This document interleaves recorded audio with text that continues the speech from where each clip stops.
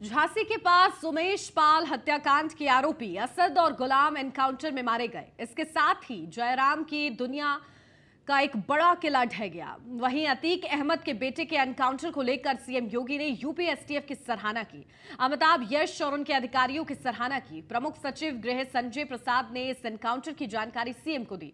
इस पूरे मामले पर सीएम के सामने रिपोर्ट भी रखी गई।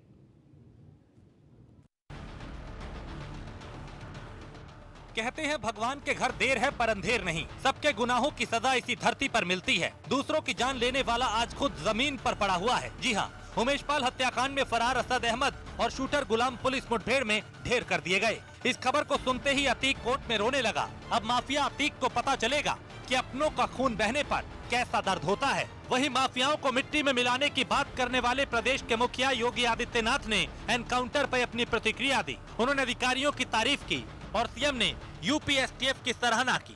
क्या कहा, चलिए आपको सुनवाते हैं। इस माफिया को मिट्टी में मिला देंगे। सरकार किसकी है? सरकार किसकी है? तकलीफ में हो।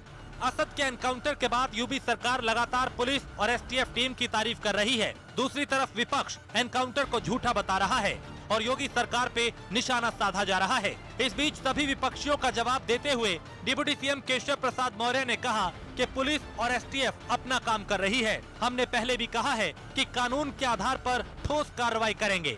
ये कार्रवाई भी संविधान के तहत है। आगे सुनिए उन्होंने क्या कहा। जो अपराध करे उसे डरना चाहिए, लेकिन जो जेल में है वो कोर्ट में जाएगा। जो कोर्ट में जाएगा, कोर्ट जो सजा सुनाएगी उसके हिसाब से उसको सजा दिलाने का काम किया जाएगा।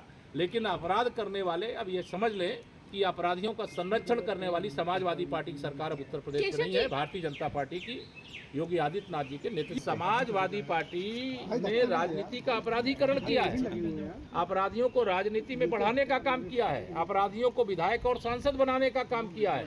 जिन अपराधियों को जेल के शिक्षों में होना चाहिए वह डीएम और कप्तान को सपा सरकार के समय ऑर्डर देते हुए दिखाई देते थे। अच्छा, बसपा से ताल्लुक क्या रख रही हैं? सपा बसपा में कोई अंतर नहीं, कांग्रेस में कोई अंतर नहीं। कोई भ्रष्टाचार का दोषी है, कोई अपराधियों को संरक्षण का दोषी है, कोई तमाम ऐसी तुष्टीकरण की घटिया राजनीति का दोषी। फिलहाल असद के एनकाउंटर पे उमेश पाल के परिजनों ने कार्रवाई पर संतुष्टि जताई है और सीएम योगी का आभार जताया। Bureau report, news 1 India. UP STF की टीम ने उमेश पाल हत्याकांड के 50 दिन बाद इस केस में आरोपी अतीक अहमद के बेटे असद अहमद और शूटर गुलाम मोहम्मद को झांसी में एक मुठभेड़ के दौरान ढेर कर दिया। ऐसे में हम आपको बताते हैं कि आखिर असद और गुलाम का इस चर्चित हत्याकांड में क्या रोल था। देखिए रिपोर्ट। उमेश पाल हत्याकांड में शामिल 5 शूटरों में एक था असद अहमद, जो इस पूरे हत्याकांड के मास्टरमाइंड बताए जा रहे अतीक अहमद का बेटा था। उसे इस केस में एक अहम किरदार बताया गया। असद अहमद की बात करें तो अतीक अहमद का तीसरे नंबर का बेटा था। असद LLB का स्टूडेंट था और असद की तलाश पुलिस उत्तर प्रदेश, गुजरात, मध्य प्रदेश, पश्चिम बंगाल से लेकर नेपाल तक में कर रही थी। गुलाम मोहम्मद प्रयागराज में बीजेपी के एक स्थानीय नेता का भाई था और इस हत्याकांड में गुलाम का नाम आने के बाद उसके भाई को बीजेपी ने पार्टी से निकाल दिया।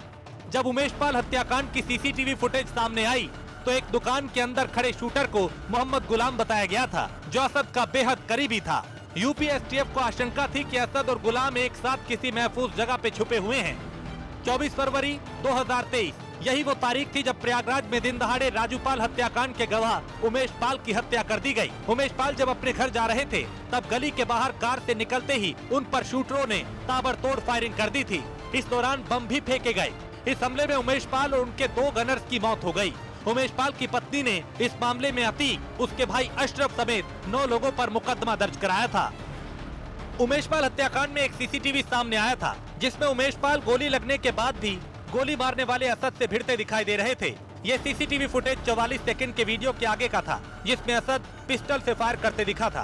पुलिस को इस हत्याकांड में 5 शूटरों की तलाश थी, जिसमें अतीक अहमद का बेटा असद, अरमान, गुलाम मोहम्मद, गुड्डू मुस्लिम और साबिर शामिल है।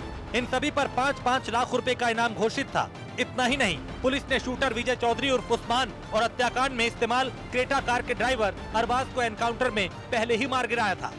बता दें कि उमेश पाल हत्याकांड में 5 लाख का इनामी शूटर गुलाम शूटआउट के बाद अजमेर पहुंचा था। शूटआउट के बाद पुलिस को मोहम्मद गुलाम की लोकेशन अजमेर की दरगाह के आसपास मिली थी। मारे गए शूटर विजय के फोन से पुलिस को अजमेर कनेक्शन मिला था। शूटआउट से पहले भी विजय और मोहम्मद गुलाम अजमेर आए थे। हत्याकांड को अंजाम देने के बाद गुलाम ने भागने के लिए अजमेर में पहले ही इंतजाम कर लिया था। Bureau report, news 1 India. Umesh Pal हत्याकांड से जुड़ी एक और चौंकाने वाली बात सामने आ रही है। बताया जा रहा है कि जब उमेश पाल हत्याकांड की साजिश रची जा रही थी तो अतीक ने खुद अशरफ और शूटर गुलाम से असद को हत्याकांड में शामिल करने की सिफारिश की थी।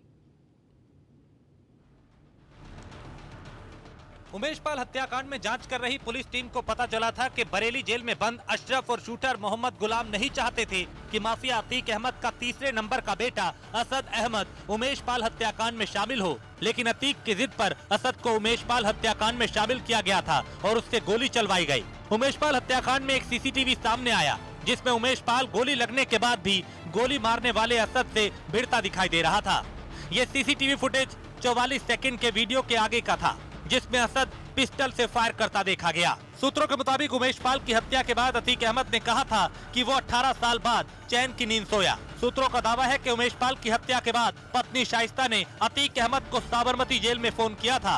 असद का नाम और फुटेज सामने आने के बाद शाइस्ता ने अतीक अहमद से नाराजगी जाहिर की थी। फोन पर शाइस्ता ने रोते हुए कहा कि असद बच्चा है, उसे इस मामले में नहीं लाना चाहिए था। सूत्रों के मुताबिक अतीक ने कहा था कि असद की वजह से 18 साल बाद वो चैन की नींद सोया है। उमेश पाल की वजह से उसकी नींद हराम हो गई थी। शाइस्ता ने अतीक से फोन पर कहा था कि असद शेर का बेटा है, उसने शेरों वाला काम किया है। वहीं उमेश पाल हत्याकांड में नाम सामने आने के बाद बीते दिनों अतीक अहमद ने मीडिया के सामने कई बयान दिए। उसने कहा कि उसके परिवार को ना घसीटा जाए, न्याय व्यवस्था पे उसे भरोसा है।